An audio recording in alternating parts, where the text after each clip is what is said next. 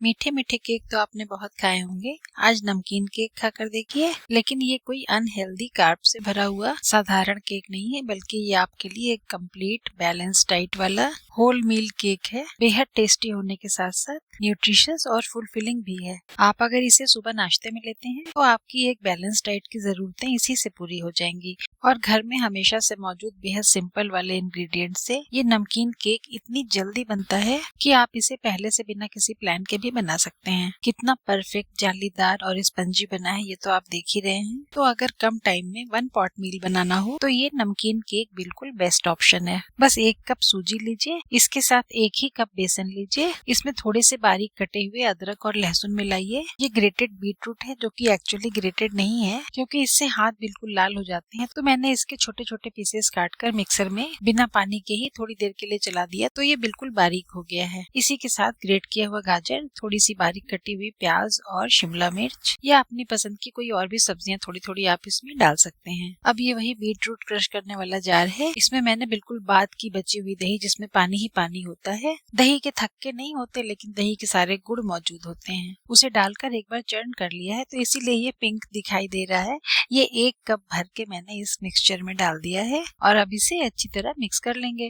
वैसे तो इसे मिक्स करने के लिए इतना दही काफी होता है, लेकिन अगर सूखा सूखा सा लगे या ऐसा लगे कि अच्छी तरह मिक्स नहीं हो रहा है, तो हम बाद में थोड़ा सा पानी या थोड़ा दही और भी ले सकते हैं। अभी तो फिलहाल हम इसमें 1/4 कप तेल डाल देंगे, या आप मेल्टेड बटर, देशी घी कुछ भी डाल सकते हैं। तो इस ऑयल को भी अच्छी तरह से मिक्स करिए और अब इसमें डालते हैं थोड़ा सा नमक, 1 टीस्पून के करीब नींबू का रस। ये नींबू का रस हमें टेस्ट के साथ साथ इस बैटर के राइज होने में भी हेल्प करेगा। अब इन सारी चीजों को हमें बहुत अच्छी तरह से मिक्स करना है। बेसन में चूंकि लम्स पड़ने के बहुत ज्यादा चांसेस रहते हैं, लेकिन हमने साथ में सूजी भी ली है ना, ये दानेदार होती है तो बेसन में लम्स नहीं पड़ने देगी। अब आपको एक छोटा सा काम करना है कि वीडियो अगर अच्छा लग रहा हो तो जरा सा हाथ रोक कर इसे लाइक कर दीजिए। और अगर आप मेरे वीडियोस रेगुलर देखते होंगे तो आपको पता ही होगा कि मैं हेल्थ के साथ कभी भी समझौता नहीं करती, साथ ही टेस्ट भी भरपूर होता है। तो मेरा चैनल भी सब्सक्राइब कर लीजिए, क्या ही बुरा है। इस तैयार मिक्सचर में अब आपके पास जो भी सीड्स हो वो सारे डाल दीजिए और 1 teaspoon baking powder, 1/2 teaspoon baking soda, इसे भी डालकर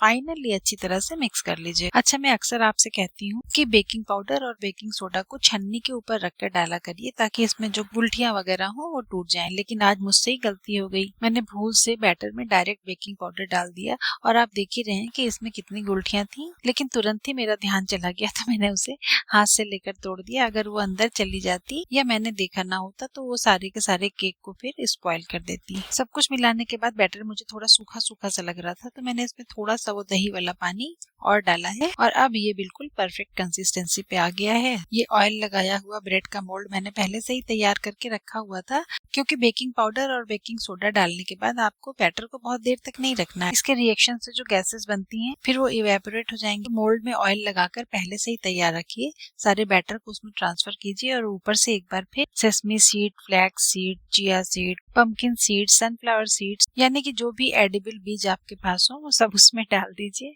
मोल्ड को हाथों से टैप करते हुए थोड़ा थोड़ा हिला दीजिए, ताकि अंदर जो एक्स्ट्रा एयर वेयर हो वो सब निकल जाए। और 180 डिग्री पर प्री हीटेड ओवन में या प्री हीटेड मोटी तली वाले बड़े से कुकर या कढ़ाई में एक छोटे से स्टैंड के ऊपर रखकर और अच्छी तरह से ढककर, ताकि हीट कहीं से बाहर ना निकले, 35 से 40 मिनट तक के लिए बेक कर लीजिए। अच्छा हाँ, आजकल शहरों में पावर कट की समस्या बहुत आम हो गई है। अगर कभी ऐसा हो कि आप कुछ भी बेक कर रहे हैं और उस दौरान बीच में ही लाइट चली जाए, तो ओवन को फौरन न खोलें, बल्कि फटाफट से किसी मोटी तली के कढ़ाई, कुकर या भगोने को गैस पर रखकर प्रीहीट करिए और जब उसमें अच्छी खासी आंच आ जाए तब उसमें बेक हो रहे आइटम को फटाफट निकालकर जल्दी से रख दीजिए और ढक्कन बिल्कुल प्रॉपर्ली ढककर मीडियम फ्लेम पर बेकिंग शुरू कर दीजिए। अभी तो हमारी बेकिंग यहाँ पर निर्विघ्न संपन्न हो गई है और मैंने क्लीन नाइफ टेस्ट करके भी देख लिया है। मोल्ड को एक वायर रैक पर रखी, गरम गरम केक के ऊपर अच्छी तरह से बटर लगा दीजिए और एक साफ सूती कपड़े से ढककर 10-15 मिनट के लिए छोड़ दीजिए। केक जब अच्छी तरह से ठंडा हो जाए तो उसको चाकू के उल्टे साइड से किनारों से अच्छी तरह से स्क्रैप कर लीजिए और किसी फ्लैट सरफेस वाली ट्रे या बोर्ड पर मोल्ड को उल्टा रखकर टैप करिए।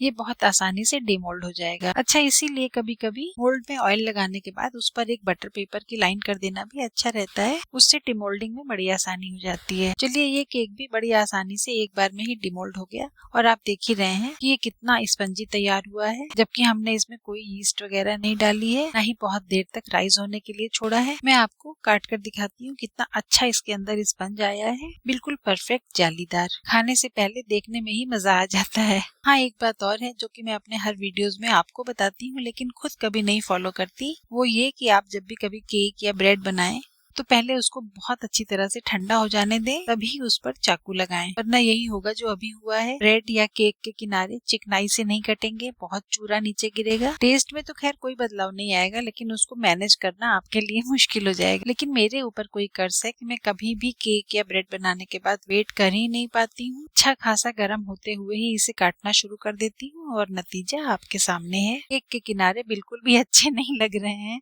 और काफी ज्यादा चूरा भी गिरा हुआ है, लेकिन आप थोड़ा धीरज रखिएगा, केक को ठंडा हो जाने दीजिए, फिर मनपसंद साइज और शेप के टुकड़ों में काट लीजिए। आप भी खाइए और सबको सर्व कीजिए और तारीफों के बंडल्स इकट्ठा कर लीजिए। रेसिपी अच्छी लगी हो तो अपने फ्रेंड्स एंड फैमिली के साथ भी शेयर कर दीजिएगा। मैं बहुत जल्दी फिर आपसे मिलने आऊंगी। Bye, take care.